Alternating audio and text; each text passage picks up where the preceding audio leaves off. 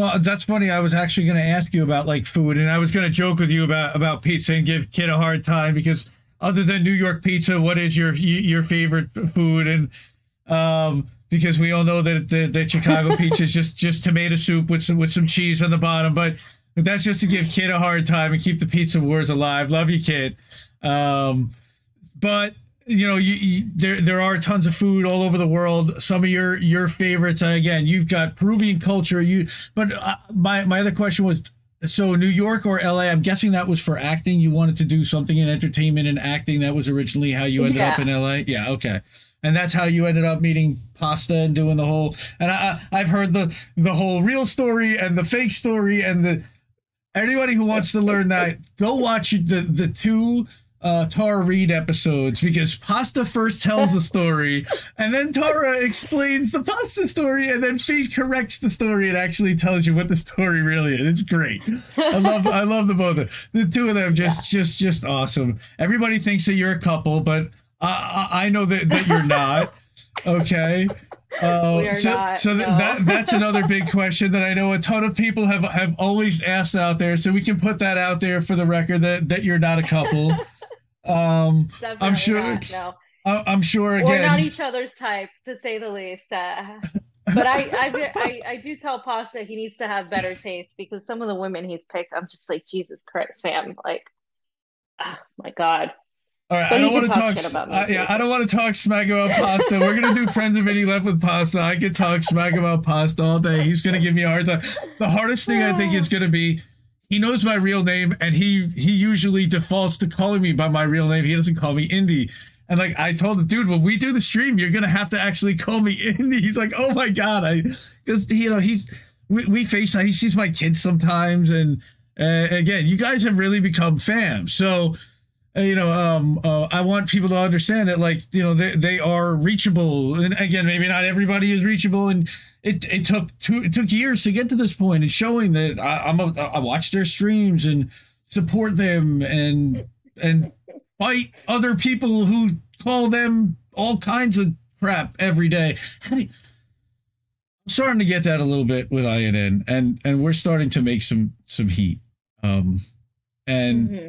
You deal with that better than just about anybody I've ever seen. You know, it either doesn't affect you or you don't let anyone see it affect you in a way that it's impressive. I know others that have rabbit ears and can't help but read every single thing, and it drives them crazy. I'm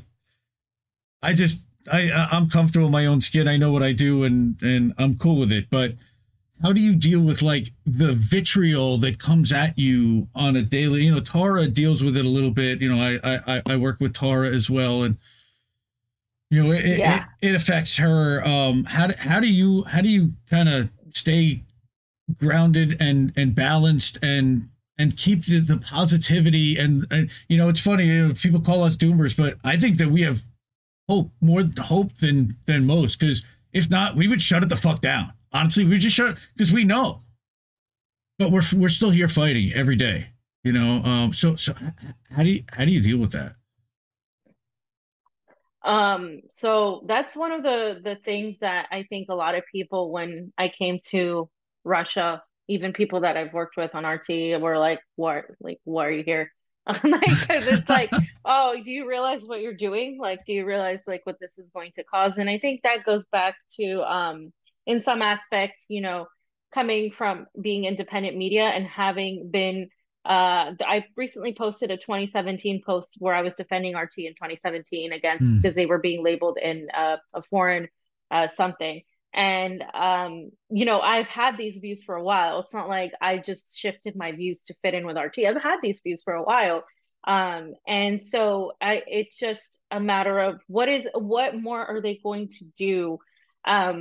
Besides, you know, kill somebody, because that is a possibility when you're a journalist, right? Like, besides that, you know, these words, these smears, all of these things that they do, why are they doing it, right? And they're doing it because you're a threat to the system. And I think it's a badge of honor that you get all these smears and you get all these idiots like saying all this stuff about you, spending their time creating parody accounts, and literally I changed my picture and 2 seconds later the parody accounts changed their picture. They watch my content more than my fans watch it, because they go, they're like, oh, she said this, I'm like, you're my fan, you love me, like, yeah, like, if you spend all this time focusing on like me and like all these smears and like, finding out where my father used to work and all this stuff, like, that stuff is just like creepy, because it's like, okay, you're trying to go after my family, which is,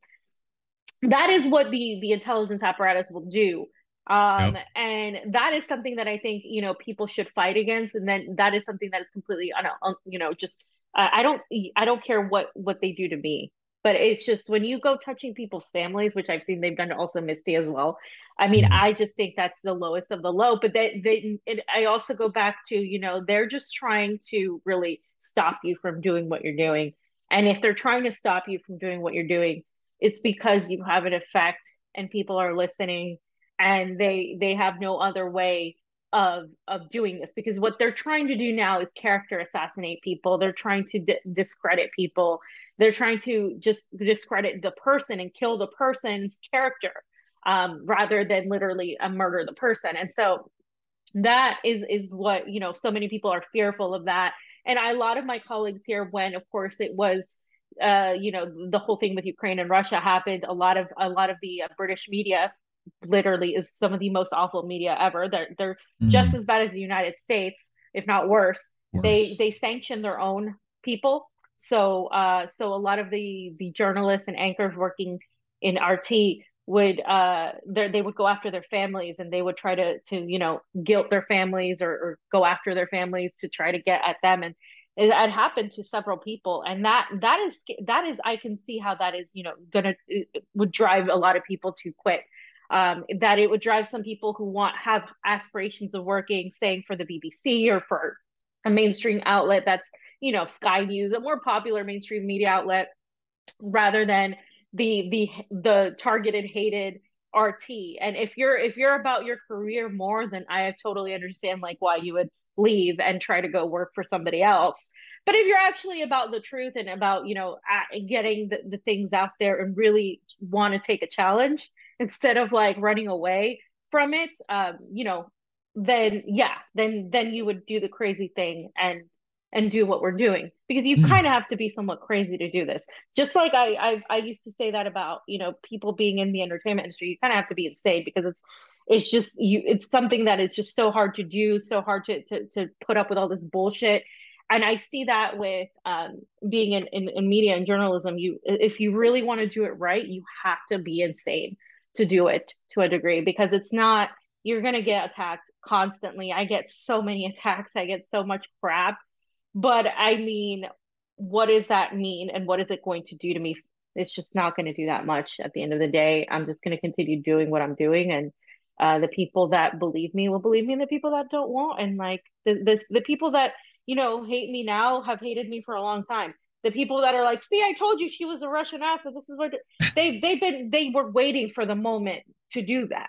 So it's not really changing much in my life. It's just a matter of them now, there's a bigger target on my back, right? And the more things you do for the right reasons, unfortunately, the more targets you put on your back, and you have to be willing to do that. And if you're not willing to do that, get out of this work, because it's not going to be a cakewalk at all. And I tell people that all the time. If you're not willing to really make some sacrifices, and really, get right and have thick skin as to all these things you're going to get told, then you should get out, because it's going to get worse in terms of the targeting of dissidents, right? That's what we're saying now. Yeah. Yeah. Wow. And it's funny because now with you being there, it's more like, yeah, they really can't touch me now. Like physically more than ever. Right. So I think that even especially, when it comes to police or intel agencies here that might have interest in stopping you from exposing certain things, a la a Jeffrey Epstein, a la a election, a fraud type of scenario. It's a lot harder for them to do that, and I'm eternally grateful for that, and that RT is has you over there now.